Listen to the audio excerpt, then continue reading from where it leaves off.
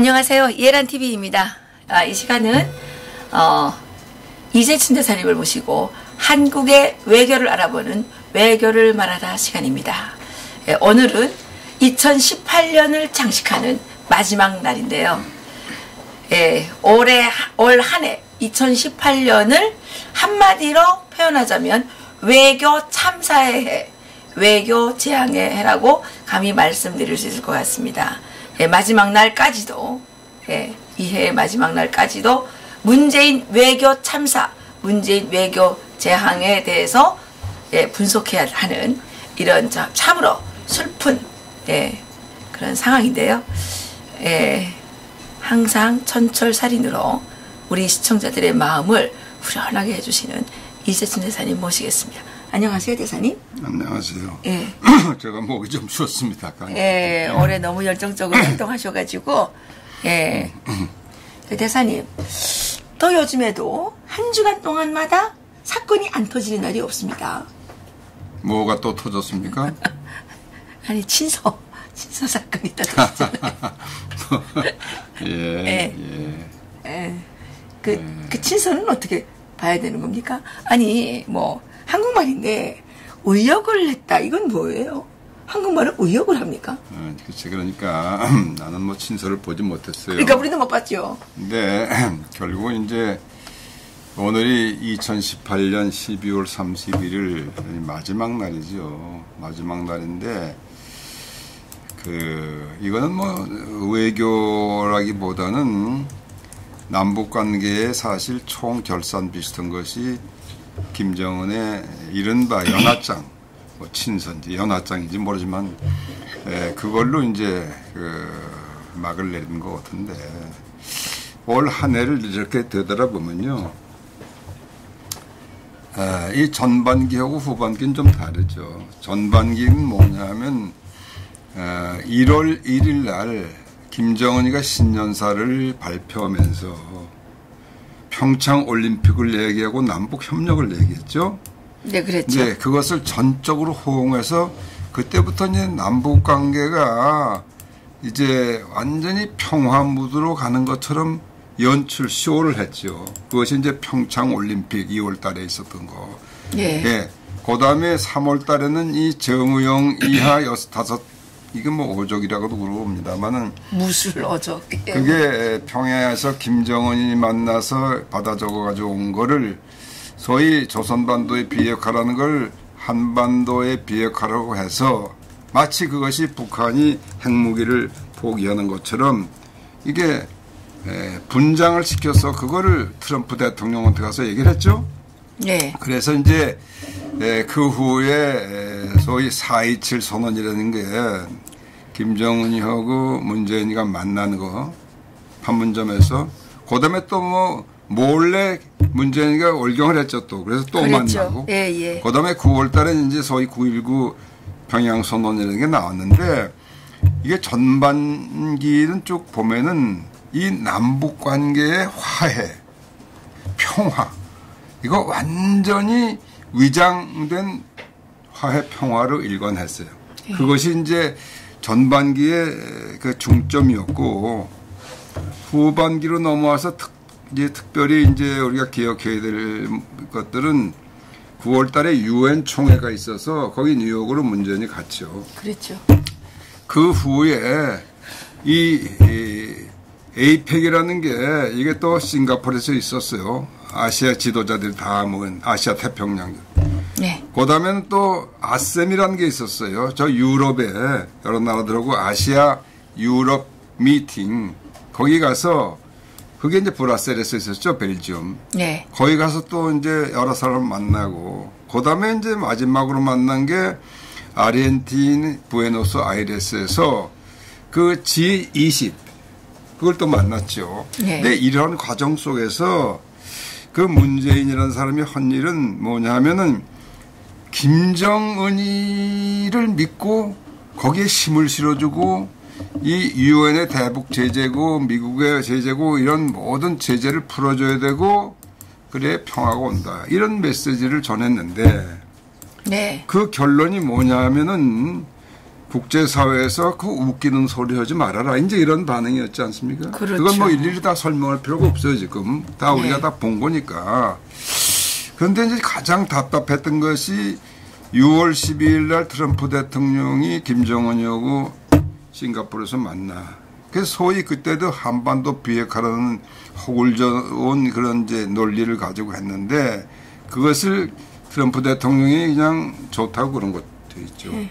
그러니까 거기 보면 4.27 판문점 공동선언 지지한다는 것도 나오는데 이런 모든 과정이 문재인과 김정은이가 합작을 해서 네. 미국을 속인 거 이것이 결론이란 말이죠. 네. 그러니까 지금 말이 비핵화라는 건 전혀 진전이 없잖아요. 그래서 이제 최근에 와서 이게 뭐냐 내년이 이제 중요하다.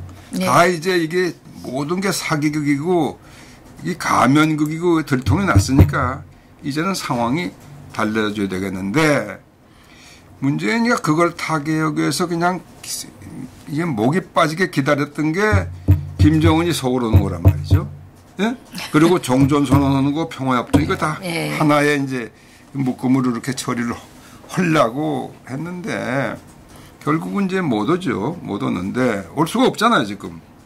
그렇죠. 근데 이제 그거를 그 김정은이가 내일이면 이제 새해 또 신년사를 발표할지 안 할지는 모르겠지만은 네. 그거 바로 직전에 2, 3일 앞두고 먼저 트럼프 대통령에게 인사를 보내고 그렇죠. 그 다음에 문재인한테도 보냈단 말이죠. 네. 근데 그걸 가지고 마치 그냥 사랑하는 사람들에서 그냥 몇 년 만에 연애 편지 받은 것처럼 그냥 그걸 가지고 싸고 호들갑을 떨고 그러잖아요. 그 뭐 표지의 문장이 어떻든지 무슨 거기에 무슨 문재인 대통령 카카라고 그랬더니 그게 황송한 거야. 황송해. 그래서 지금 동네 방대 떠들고 다니잖아요. 그지? 그렇죠? 네. 그런데 이 금년도 이 소위 문재인 정권이 한 외교를 한마디로 그 평가를 한다면 평가를 하면 어떻게? 평가를 하면은 네. 고립 외교의 완성. 거리 외교. 아. 네? 고립 외교 완성이죠. 예. 그리고 그 모든 것이 김정은을 향한 애정 표시. 애정 공세. 애정 짝사랑 외교. 짝사랑 외교. 그 뭐 국제적으로 다 그래 이제 인정받았어요. 예. 어디 가면 이제 그 김정은이의 뭐야 수석 대변인 얘기를 합니까? 예. 그러니까 이게 금년도에 뭐 국내 경제 정책 다 말할 것도 없지만 특히 외교 그건 뭐 완전히 그래도 말입니다. 정의영 청와대 국가안보실장 잘 아시는 분이시죠? 네, 우리 후배죠. 예. 이 사람이 뭐라고까지 말했냐면 성공했다고 그랬죠. 너무 자화자찬하는 것 같아서 자기 성과를 다 말할 수가 없다는 거예요. 이러면서 그 자기가 볼 때 한반도 비핵화 프로세스가 이제는 돌이킬 수 없는 단계로 진입하기 시작했다. 그러면서 그 지금 문재인이 그 문재인 대통령이 지금 올해 비핵화 외교를 잘했다고 지금 엄청 자화자찬을 했지 않습니까? 그래서 그 문재인 대통령이 지난번에 그 뭐 청와대 모여놓고 미래 핵은 다 해결됐고 이제 현재 핵만 없애면 된다 이렇게 얘기를 했어요. 근데 대사님 미래 핵이라고 볼 때 어떤 걸 미래 핵이라고 얘기합니까? 미래 핵은 앞으로는 북한이 그 핵을 가지고 장난하지 않을 것이다. 소위 지금 핵실험 안 한다고 그러잖아요. 그리고 미사일 발사도 지금 중단했잖아요. 그러니까 그렇게 되면은 미래는 지금 걱정이 없다 이런 그게 얘기예요. 미래 핵은 아니잖아요. 도둑놈이. 아니 그렇죠. 그러니까 아니 쏘지 않으면 되는 거니까. 아니 도둑이 지금 그 며칠 동안 도둑질을 안 한다 그래서 그 사람이 도둑이 아니라고 볼 수는 없잖아요. 글쎄 그러니까. 저기 대도 누구죠? 대도.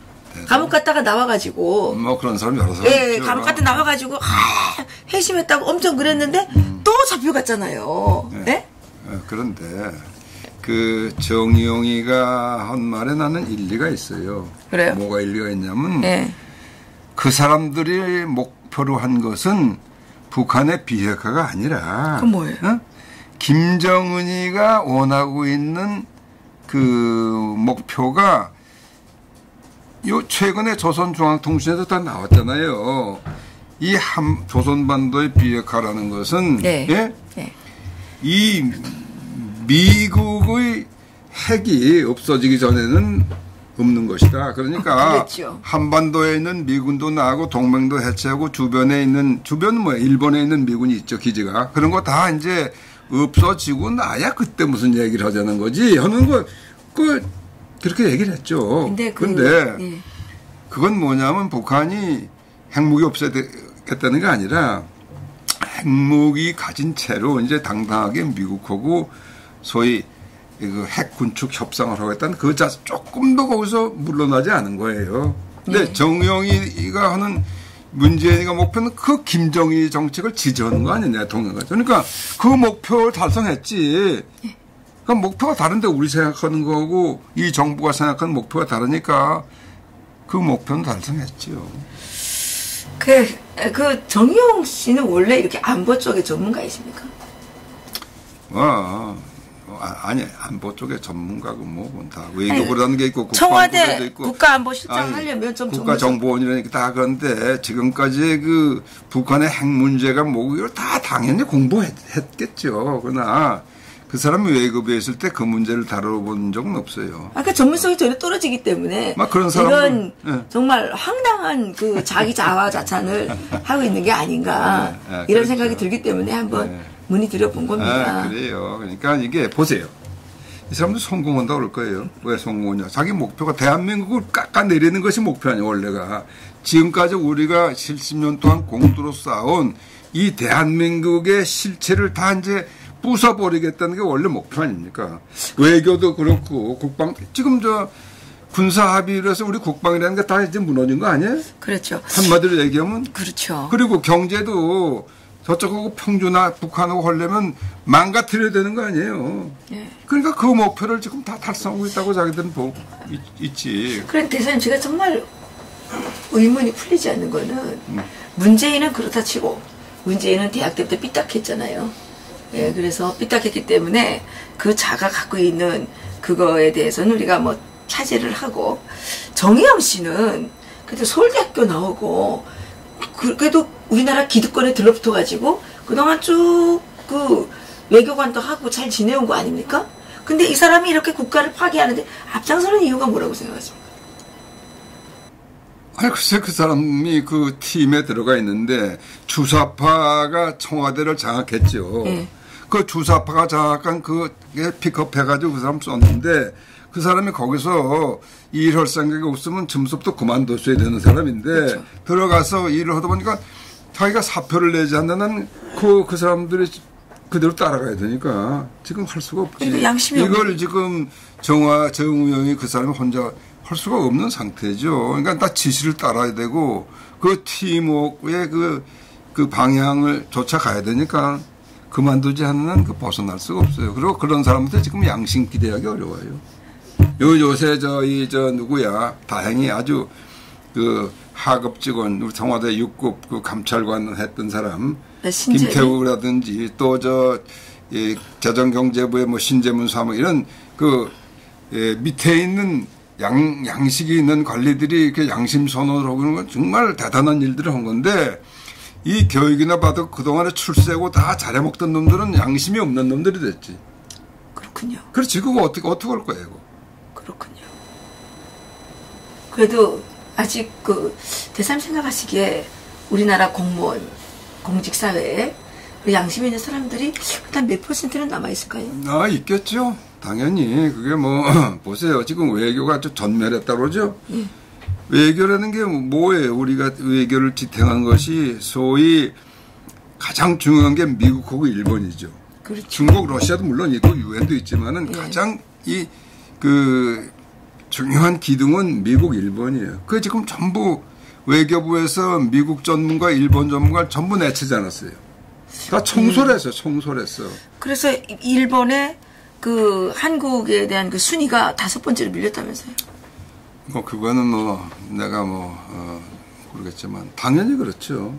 지금까지는 미국은 동맹국이고 일본하고 대한민국은 자유민주주의, 시장경제, 법치 이런 세 가지 기본 가치를 공유하는 아주 중요한 이 우방인데 그게 지금 정부가 추구하는 가치가 그거 반대되는 가치를 추구하고 있으니까 그건 당연히 멀어질 수밖에 없죠. 요새 최근에 우리 뭐 광개토 대항 그 함이 무슨 일본의 초계정 비원 그걸 갖다가 이제 사격을 뭐 준비하고 이런 얘기가 왔다 갔다 하잖아요. 이거 보통 문제가 아니에요. 일본하고 지금은 이제 우리가 정말 루비콘 강을 건넜다고 그래야 되나 하여튼 다시 합치기가 어려울 정도로 지금 돼가고 있어요. 그 지금 미국에서 나오는 얘기가 이런 얘기가 나오고 있지 않습니까? 비핵화를 이제 해야 되는데 문재인 한국이 대북 제재를 계속 완화시키는 이런 역할을 해서 어려워졌다. 이렇게 지금 미국 내에서 얘기가 나오고 있단 말입니다. 그 사실이니까요. 네. 그런데 이 정의용 실장은 자기들은 요즘에도 대미 관계가 아주 좋고 뭐 자주 전화하고 뭐 이런 식으로 하는데 전화를 자주 한다고 해서 그 외교가 잘 된다는 건 아니지 않습니까? 아, 그러면요.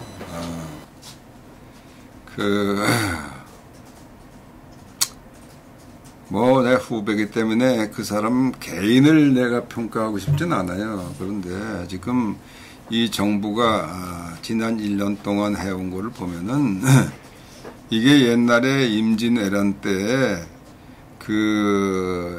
중국 명나라의 심유경이라는 간신하고 여기 일본 장수하고 소위 화해, 평화, 그걸 한다고 그 교섭을 1년, 2년 하다가 결국 그것이 이제 본국 정부를 속이고 한 것이 다 탄로가 나가지고 심유경이라는 사람은 그냥 이 처형을 당했죠. 그러니까 그러한 그 역사를 우리가 되돌이켜 보면은 이게 이제 정말 대한민국이라는 나라가 다시 그렇게 될 수도 있다. 다시 서는 날에는 이 사람들이 정말 아주 곤란할 겁니다. 예, 그렇게 보시는군요. 이건 미국을 속인 거고 대한민국 국민을 속인 거니까 기본적으로. 그렇죠. 그러면 메시지 새로 무슨 연합장인가 김정은한테서 왔다는데 비핵화 그거 또 떠들었는데 이거 똑같은 얘기예요. 그건. 그렇죠. 대사님은 외교부에 오래 계셨으니까 지금 청와대에서 양심선언이 나왔고 또 기재부에서 양심선언이 나왔습니다.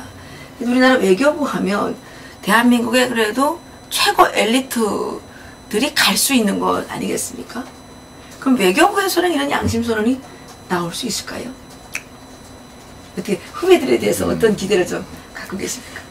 저는 실망 반, 기대 반 이렇게 하고 있는데 거기도 대한민국이라는 이 호를 열심히 이제 그 일원으로서 놓아주면서 지금까지 온 훌륭한 후배들이 많이 있죠. 네. 근데 다만 이제 지금 이 청와대를 장악한 주사파들이 하도 심한 놈들이 하기 때문에 거기에 정식으로 정하면 반드시 이제 그만두게 되거든요. 그렇잖아요? 무슨 이유를 해서든지. 그러면 사실 인간으로서 생계가 막연해요. 물론 그 사람들이 옛날에 외교부를 안 가고 그 똑똑한 사람들이 그 대기업이나 개인 기업에 갔었더라면 벌써 사장, 회장하고 다 그럴 사람들인데 지금 다 국관료에서 그거 버리고서 간 사람들인데 지금 그만두면 갈 길이 있습니까? 그러니까 그런 인간적인 고민이 많이 있을 거라고요. 그러나 이 사람들이 명심해야 하는 것은 우리 1975년에 베트남 사태에서 보듯이 아무리 우리가 개인적으로 어떠한 일정한 위치, 지위를 가지고 있다고 해도 나라가 없어지면은 그렇죠. 그 개인이 무슨 가정이 무슨 아무것도 없는 거죠. 다 없어지는 건 멸망하는 건데 그러한 상황을 이 사람들이 지금 심각하게 고민해야 된다 이거예요. 그렇군요. 아마 이제 내년이 되면은 벌써 내일이 내년이죠. 내년이요. 내년 되면은 상황이 난 크게 바뀔 거예요. 더 많은 양심 선언이 나올 수도 있다. 뭐. 네. 그렇군요. 그 신재민 씨가 유튜브 방송에서 그 자기가 그 기재부를 나오게 된 이유에 대해 설명을 하면서 한 몇 개월 동안 7월에 나온 이후에 이제 그 조용히 지내다가 도저히 안 되겠다 싶어서 이제 방송을 한다고 이렇게 얘기하면서 생계도 어려워졌다. 그래서 그 후원금을 좀 보내달라. 뭐 이런 얘기도 좀 하더라고요. 근데 우리가 이런 젊은이들한테 좀 후원금을 보내줘야 될 것 같다는 생각이 들었어요. 아, 당연히 그렇게 했죠. 그래서 우리가 이런 양심선언을 한 정의로운 젊은이들이 이 나라에 존재하고 있다는 것만으로도 전 조국의 미래가 보이는 것 같아서 맞습니다. 상당히 저는 맞아요. 그 정말 자부심이 생겼어요. 이게 북한하고 다른 면모입니다. 북한하고 다른 면모입니다. 북한 이런 거 폭로할 수도 없고 폭로해도 안 되죠. 폭로할 수도 없는 그런 사안인데 우리는 지금 체제가 주사파들한테 장악당해서 어려움을 겪고 있지만 그래도 이렇게 용감하게 목소리를 낼 수 있는 정도의 터전은 만들었으니까 이것도 또 대한민국이 참 자랑스러운 거고 저는 그런데 우리가 이 신재민 씨, 김태우 이 수사관 지켜드려야 될 것 같다. 국민들이. 그래야 대한민국이 정의로운 나라가 될 수 있지 않겠는가. 그런 생각이 좀 들었어요. 맞아요. 그 외교부에도 상당히 우리나라에서 정말 둘째가라고 하면 서러울 엘리트들이 다 간 거 아닙니까? 그렇죠. 우수한 사람들이 많이 그렇죠. 있죠. 네. 예, 그래서 외교부에서도 또 뭐 법무부에서도 이런 공직사회에서 이런 정의로운 목소리들이 터져 나와서 진정으로 정말 시민에 의한 이 체제 정비가 좀 됐으면 좋겠다라는 생각이 듭니다. 근데 특히 외교부나 국방부나 이런 부서에서는요, 사실은 이 사무관이나 뭐 그 밑에 이런 그 밑에서보다는 외교부에서 20년, 30년 근무하는 소위 상층부가 이 국제 정세를 다 알고 있거든요. 그러니까요. 그러면 그 판단력을 가진 사람들이 이 대한민국 호가 이게 망하는 길로 나가고 있던 게 다 눈에 보이는 사람들이거든, 그 사람들이. 예. 근데 그 사람들이 침묵을 하면 안 되는 거예요. 지금 중요한 그렇죠. 것은. 그러니까 거기서 이 대한민국 호가 지금 큰일 나게 생겼다. 그런 위기의식이 당연히 있어야 되고, 더 이상 이것이 이제 정말 낭떠러지기로 떨어지는 상황이 발생하겠다 하면 그 직전에 너 이렇게 하고선 자기 의견을 밝혀야지, 당연히. 그렇죠. 예. 예. 저는 그런 시기가 다가오고 있다고 보고 있어요. 예. 이 악에 침묵하는 것은 결국은 악에 동조하는 것이라고 그렇죠. 볼 수가 그렇죠. 있겠죠. 예. 대사님, 하룻밤 자면 2019년입니다. 새해 덕담 한 말씀 해주시죠. 덕담. 내년이요. 아주 중요한 해입니다. 예. 내년은 사실 이 상반기, 하반기를 이렇게 한 해를 둘로 쪼개면은 이 상반기가 굉장히 위험한 해입니다. 아, 그렇군요. 지금 보세요. 국내적으로 그렇고 대외 관계도 마찬가지인데 우선 지금 이 김정은의 운명이 지금 걸려 있어요. 근데 김정은의 운명에 걸려 있는 것은 문재인이 운명에 걸려 있는 것과 똑같은데 내년 1월 21일이 이제 미 의회가 다시 개원하는 날이죠. 네. 근데 지금 예, 그렇죠. 지금 내년 중에 이제 미 의회가 개원되면은 2월 달서부터는 이게 트럼프 대통령이 하고 싶은 일을 마음대로 하기 어려워요. 이 하원이 민주당이 다수 세력이기 때문에 이 하원에서 많은 견제가 있고 그러니까 이 북핵 문제에 있어서도 지금까지처럼 트럼프 대통령이 즉흥적으로 뭔가 이거 하기 어렵게 돼 있어요. 네. 그러면 그 사이에 김정은이가 그럼 잘못했다 그러고 핵을 버리겠다 이렇게 나올 거냐? 나는 그럴 가능성이 전혀 없다고 보거든요. 그러니까 이제 점점 이제 위기를 향해서 가고 있는데 이제 우리 국내적으로는 3월 달에 뭐가 있어요? 3.1절 있잖아요. 3.1절. 네. 문재인이라는 사람이 내년이 3.1절 100주년인데, 예? 네. 그 임시정부 100주년을 건국 100주년이라고 또 이렇게 해가지고 남북이 공동으로 무슨 기념행사를 한다는 게. 그랬죠. 이런 아주 그 말도 안 되는 소리를 했는데. 그랬죠. 예. 이 3.1절을 위해서 이제 그런 문제가 부각이 되면은 이게 대한민국 내에 완전히 이건 이제 갈라질 거예요. 그런가요? 의견이. 예. 더군다나 뭐 지금도 그 연화장 하나 받아들고 나가지고 뭐 1월 중순에 김정은이가 온다 뭐 기대를 한다 뭐 준비한다 있다고 소리들 하고 있는데 김정은이가 오고 안 오고 간에 이 이슈가 계속 지금 이제 국내적으로는 아주 첨예한 그 대립 요소죠. 네. 그럼 이제 국내가 막 갈라져요. 그리고 내년에 4.18, 4.19 이게 네. 뭡니까? 제가 4.19의 주역입니다. 제가 대학교 1학년 때 4.19가 났어요. 그때 대학교 1학년이었습니까? 네, 그때 정의, 그 자유민주주의를 우린 배웠는데 네. 이승만 대통령의 부정선거로 인해서 이 자유민주주의 기본이 선거거든요, 선거. 네. 그게 부정이 이제 조직적으로 행해졌다서 우리가 이제 거기 대한민국의 정의를 찾아야 된다고 일어난 것이 4.19예요. 근데 4.19를 촉발한 게 바로 그 전날에 4.18이라는 게 있어요. 예. 그건 뭐냐면 그 부정선거에 항의하는 고려대학교 대학생들이 일어났어요. 그 시가 되는데 그것을 그 깡패들을 시켜가지고 이제 타격을 했어요. 그것이 지금 동아일보는 뭐 이상하게 좀 됐지만은 그 4.19 아침 동아일보에 그냥 대문짝만하게 그게 사진이 실려고 그래서 사실 우리 학생들은 그 기사를 보고 다 그날 일어났던 거예요. 아, 그 기사 때문에? 그러니까 근데 이게 불행한 것이 그때 벌써 이게 60년 전인데 응? 네. 그때 한 내가 이제 이 나이 80이 돼가지고 또 이걸 앞으로 나와서 이걸 태극기를 들고 나가겠다는 게 내가 이거 정말 슬프게 짝이 없는 거예요. 근데 우리밖에 없어 또. 그러니까 이제 나는 4.19, 4.18 때 또 이제 나가서 하는데 그때 그 소위 독재 타도를 외치던 이건 완전히 이거 공산주의 타도 마찬가지거든요. 그렇죠. 그래서 그때 해야 되는데 그리고 또 한 달 후에 뭐 5.16이란 5.16. 5.16. 5.16은 박정희 장군이 혁명을 일으킨 건데 네. 그것도 대한민국이 이제 망하냐 흥하냐 직전에 5.16이라는 거 그것도 구국의 혁명이었다고 사실.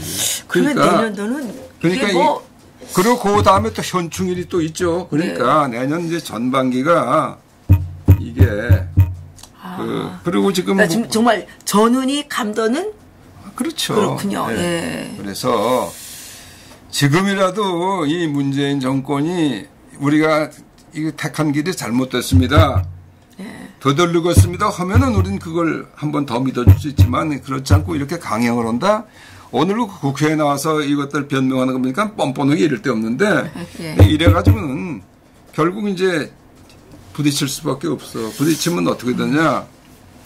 그거는 뭐 내가 얘기할 필요가 없죠. 그렇죠. 지금 자영업자들의 원성이 지금 하늘을 찌르죠. 예.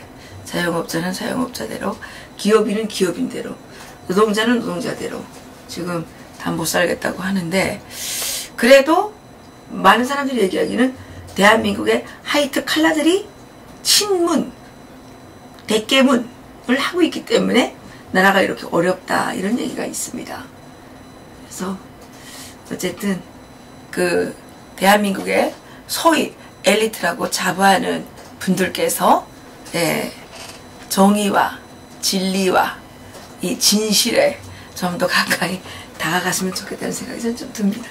맞습니다. 너무 일신의 그 이익 또 명예 이런 것만 쫓지 말고 그래도 번영하는 대한민국이 존재할 때 그 하이트 칼라들의 그 미래도 보장되는 거 아니겠습니까? 그렇죠. 이렇게 해서 다 망하게 되면 이게 뭐 하이트 칼라라고 뭐 달라지겠습니까?